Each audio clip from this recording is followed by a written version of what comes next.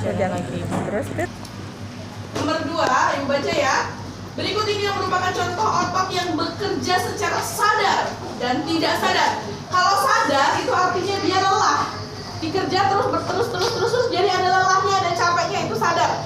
Kalau tidak sadar itu tidak lelah. Coba otot jantung, menurut Farel, otot jantung lelah atau tidak lelah? Sadar atau tidak sadar? Sadar. Kalau otot jantung sadar, kata si jantung, Farel, jantung saya lagi capek, saya berhenti ya. Boleh dia berhenti? Boleh jantung berhenti? Salah ngomong. Berarti Farel, yang pertama kali sadar itu cuma otot lurik. Dengarkan saya, yang bergerak sadar cuma otot lurik. Otot polos adanya di pencernaan. Coba kalau kamu makan lambungnya bilang capek, ususnya bilang capek, gak mau nyerna, boleh? Makanya dia diberikan sama Tuhan itu bergeraknya tidak sadar, ya. Berarti otot polos bergerak tidak sadar. Otot jantung itu bergerak tidak sadar. Bayangkan kalau jantung kamu lelah. Kata jantung, Rifani hari ini saya istirahat dulu ya, capek. Terus Rifani besok langsung karena lelah. Jadi yang bergerak tak sadar apa saja?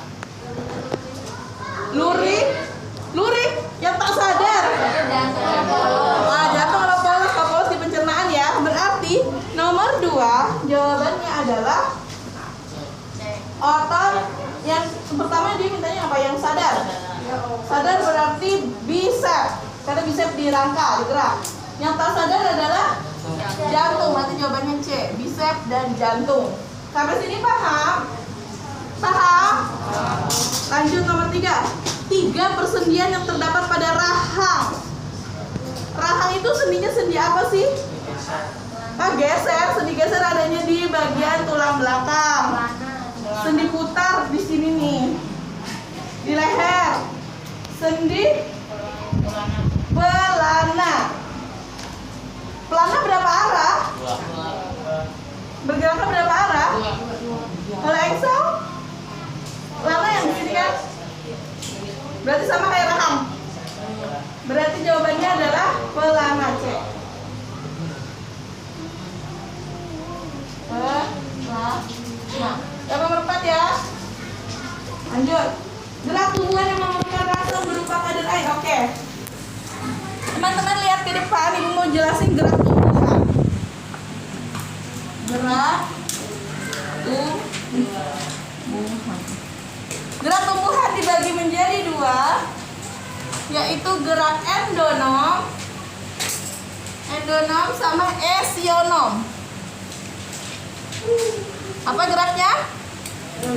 Endonom dan esionom. Endonom itu rangsaknya dari dalam tumbuhan itu sendiri, dari dalam. Kalau esionom itu dari luar. Nah, yang dipelajari kita tuh yang esionom. Dibagi lagi menjadi 3 tuh si esionom itu. Apaan? Namanya taksis,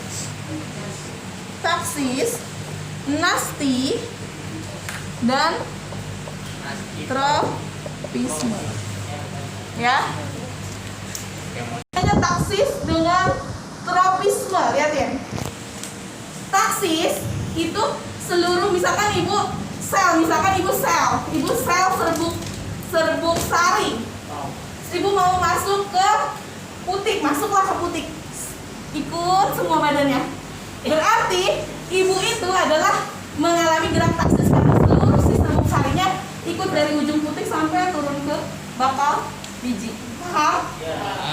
Jadi apa sih taksis? Rangsang dari luar dan seluruh bagian tubuhnya ikut. Nah, kalau nasti itu pernah tahu apa sih Putri Malu nggak? Ceritanya tangkai ini atupan Putri Malunya, lagi mekar nih Putri Malunya nih, daunnya. Terus kamu sentuh dari sini, ini pakai sarung tangan. Nah, apa dia ngantuknya ke sana? Enggak ya? Berarti dia ngantuknya suka-suka dia ngantuk seperti biasa. Berarti si nasti itu dia menerima rangsang, tapi geraknya itu nggak dipengaruhi ke arah si yang nyentuh dia. Dia nggak ngikut ke sana, jadi bergerak geraknya tidak dipengaruhi oleh rangsangnya. Itu namanya nasti. Kalau taksis dipengaruhi nggak? Iya, taksis dipengaruhi arah rangsangnya dan seluruh tubuhnya ikut. Tapi kalau nasti tidak dipengaruhi arah rangsangnya. Paham? Mau disentuhnya dari sini, dia nggak mungkin ngadep ke sini, tetap aja ngadepnya sama. Paham? Sekarang tropis. Ini ceritanya ibu pohon jati. Ada matahari di sana. Terus bagian batangnya di sana. Tapi apakah akarnya itu pindah ke sana? Enggak. Berarti cuma bagian seberangnya aja ya. Berarti dia ikut arah rangsangnya enggak? Ikut enggak? Ikut, tapi cuma sebagian.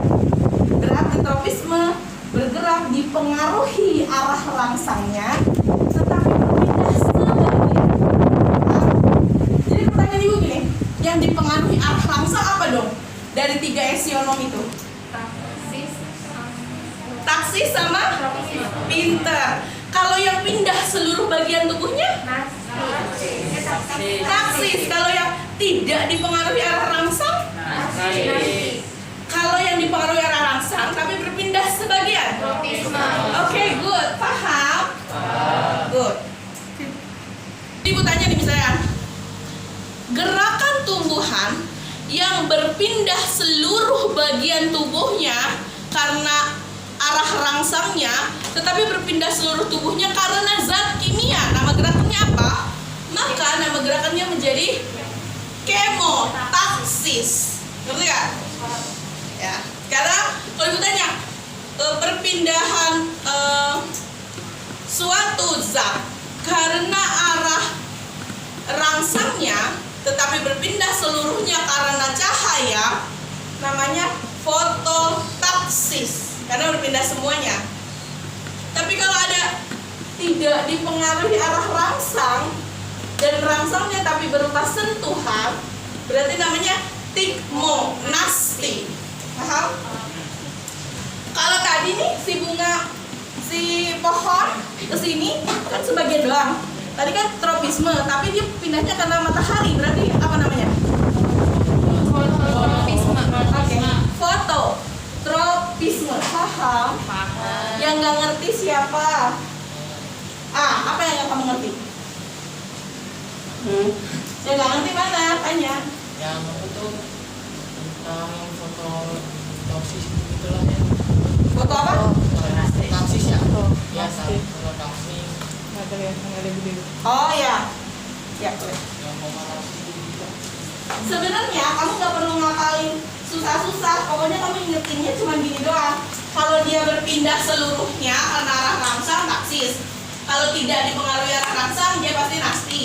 Kalau berpindah sebagian karena arah rangsang, dia pasti tropisme. Sebabnya apa? Kamu lihat, dia berpindah karena sinar matahari. Kamu bayangkan, oh sinar matahari itu cahaya, berarti cahayanya tinggal diiketin sama tadi, taksis, apa nasti, apa tropisme. Gitu. Gerak tumbuhan yang melakukan rangsang berupa perubahan kadar air. Ada kata kadar air di dalam sel sehingga terjadi pengerutan yang tidak merata disebut gerak apa? Higroskopis. Iya, betul. Ada kelembapan dan kadar air. Berarti jawabannya D. Itu. Lanjut, nomor 5. Saya coba dulu ke Isa. Isa, jawab. Contoh gerak tumbuhan berikut yang bukan merupakan contoh gerak nasti yang bukan. Ingat, nasti itu nggak tergantung arahnya. Mekarnya bunga pukul 4, gerak menutupnya putri malu, menguncupnya tumbuhan Leguminosae, atau merekahnya kulit buah polong-polongan yang sudah kering pada tumbuhan polong-polongan yang bukan. D, betul. Kecuali D ya. Iya. Lanjut. Kita ke nomor 6. Nah, ini beda lagi, Bang. Berdasarkan pernyataan di atas yang mendukung ikan untuk melakukan berbagai gerakan di dalam air, menurut Theo apa? Theo? Sebagian besar nomor 1, 2, 3. Kita cek sebagian besar ikan memiliki bentuk tubuh torpedo. Emang iya? Enggak. Belum tentu. Yang B, yang 2, ekor dan sirip ikan berfungsi menahan laju air. Yang C, yang 3, sirip tambahan diperlukan untuk melakukan gerakan di dalam air. Yang 4, bentuk torpedo streamline, tubuh ikan berguna untuk mengurangi hambatan dalam air. Yang betul harus ada nomor 4. Harus ada nomor 4. Itu dulu, baru cari pasangan lainnya. Berarti nomor A udah pasti salah ya. Yang nomor 2, ekor dan sirip berfungsi menahan laju air, atau sirip tambahan diperlukan untuk gerakan di dalam air. Yang nomor 1 saya tanya, apakah seluruh ikan punya bentuk torpedo? Seluruh ikan? Seluruh ikan? Hah? Belum tentu. Berarti jawabannya apa? 2, 3, iya betul. Berarti nomor 6. Nomor 7 ini berhubungan dengan soalnya Alevi. Nomor 7 ini hitung-hitungan. Seseorang yang sedang mengendarai sepeda mampu menempuh jarak 5 meter. Berarti jarak di dalam fisika itu pakainya space S sama dengan 5 meter.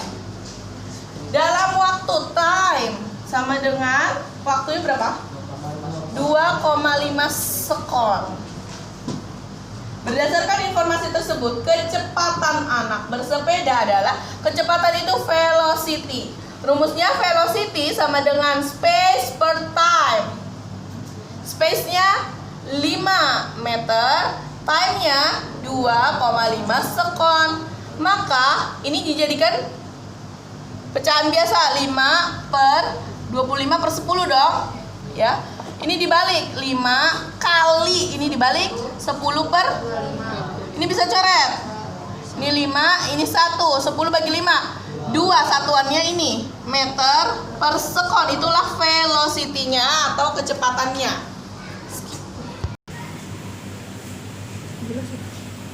Iya boleh ya.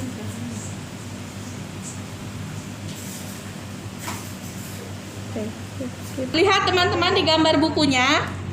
Dia mintanya kelembaman.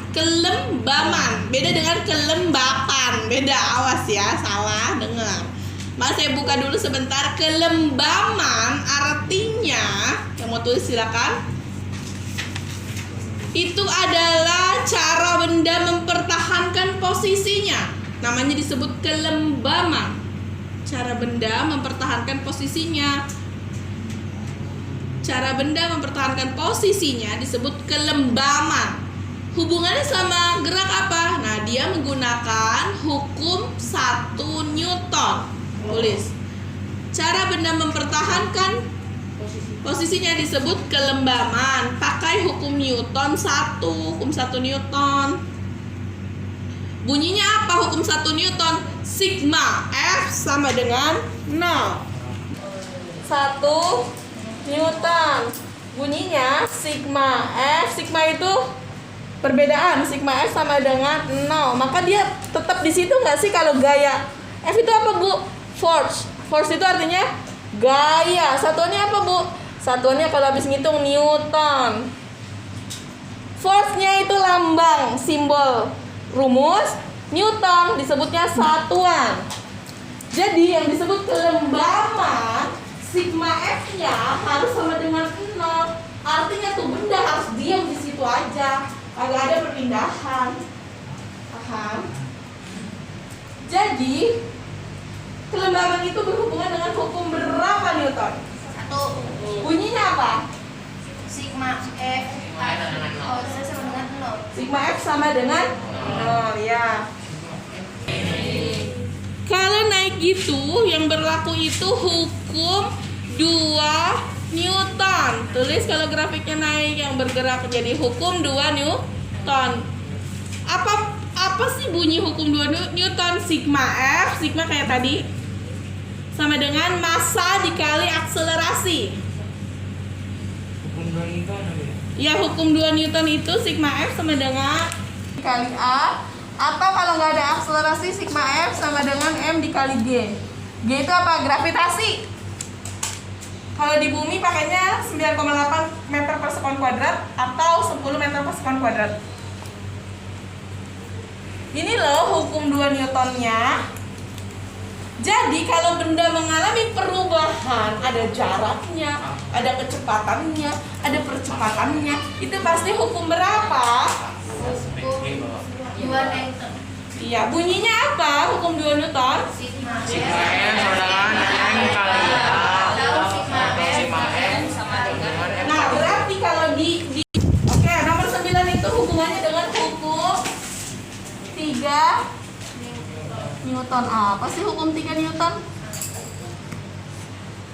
F aksi sama dengan min F reaksi.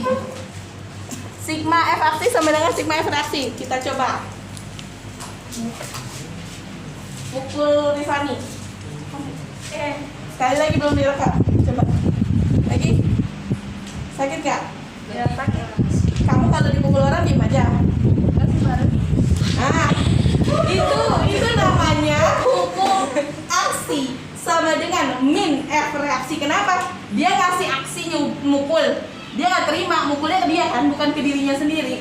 Karena membalas, maka muncul min di sini. Paham? Paham? Sekarang Maya, pukul tembok main. Kencang. Kencang. Apaan itu mah nyolek? Kencang. Begitu mukul. Ambil pecah. Sakit nggak? Tanganmu? Hah? Tangannya nggak sakit? Lebih keras lagi. Ini kebal, ini bubble ya? Coba kamu. Bingung mau kata tenaga nih. Tangan. Anak. Sakit? Nggak sakit? Bubble berarti. Coba. Itu baru benar, itu namanya memukul. Kalau yang tadi nyolek, berarti kan dia ngerasa sakit. Itu berlaku hukum berapa? 3? 3 karena si tembok diam-diam dia ngebalas. Jadi min reaksinya merasakan sakit. Si aksinya itu kan si Rifani. Oke, Ri? Iya. Sekarang berdiri, Sri. Berdiri. Kamu dorong tembok. Sampai temboknya bergeser. Bisa nggak? Nggak. Bener nggak bisa? Berarti hukum berapa dong peristiwa tadi? Hukum 1 karena si tembok mempertahankan posisinya. Paham? Disebutnya kelembaman. Nah, sekarang kita ke nomor 9. Si yang benar adalah kalau yang A, F1, lihat panasnya ke bawah. F1, F2-nya ke samping, dan F3-nya ke sana. Ketiga gaya menggambarkan gerak bola. Ya itu benar, tapi bukan gaya gerak aksi reaksi dong. Karena yang ke bawah bukan aksi reaksi ya. Aksi reaksi kan harus bolak-balik. Yang B, F1 dan F2, lihat gambarnya F1 dan F2. Bekerja pada benda yang sama, tapi bekerja pada benda yang berbeda dan arah gayanya saling tegak lurus. Benarkah F1 dan F3 tegak lurus? Enggak tegak lurus, enggak membentuk segitiga, enggak sudut siku-siku. F2 dan F3, lihat F2 dan F3. Bekerja pada benda yang berbeda, bendanya berbeda, dan arah gayanya saling berlawanan. Betul atau salah? Betul. Berarti yang mana? Ya, seperti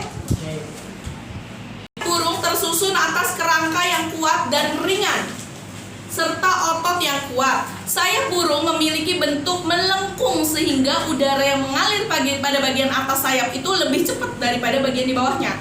Jadi udara yang ngalir di atas sayap itu lebih cepat daripada yang di bawah sayap ya.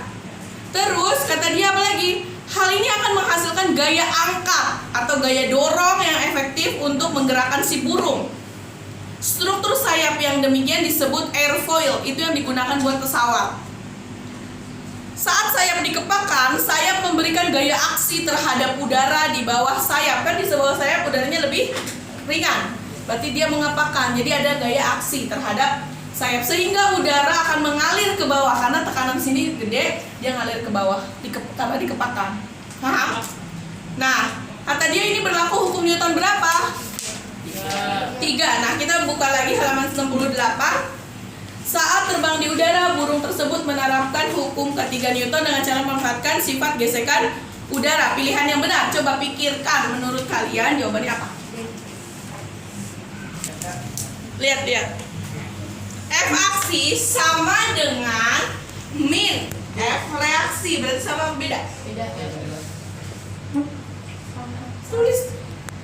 F aksi sama dengan F reaksi, berarti F-nya tuh gayanya sama apa beda? Nomor 1 esai, jelaskan bedanya otot masing-masing. Nah, nomor 1 ada yang dapat yang A itu otot apa? Otot rangka, nama lainnya otot lurik. Nama lain otot rangka apa? Otot lurik. Berarti itu sadar atau tidak sadar? Sadar? Ya, kalau yang B? Jadi kalau membedakan itu kasih dulu namanya. Misalkan ini lurik, ini polos, ini lurik, ini jantung, ini polos, gitu. Lurik, jantung, polos. Nah, baru gerakannya. Lurik berarti tadi gerak sadar, jantung tidak sadar, polos tidak sadar. Itu baru 2 bedanya. Apa? Intinya ini di tengah. Ini intinya di pinggir-pinggir. Kalau yang jantung, inti selnya di pinggir-pinggir. Kalau yang C, gambar C, otot polos itu intinya juga di tengah. Itu ya dari gambar intinya. Terus apalagi bedanya? Ini bentuknya panjang, ini gelondong, namanya ini gelondong. Otot polos enggak, gitu. Terus apalagi bedanya? Bedanya contohnya kalau otot yang ini untuk rangka dan otot, ini untuk rangka-rangka gerakan. Kalau ini untuk di jantung, yang ini adanya di pencernaan. Paham? Ya, kita ulang ya.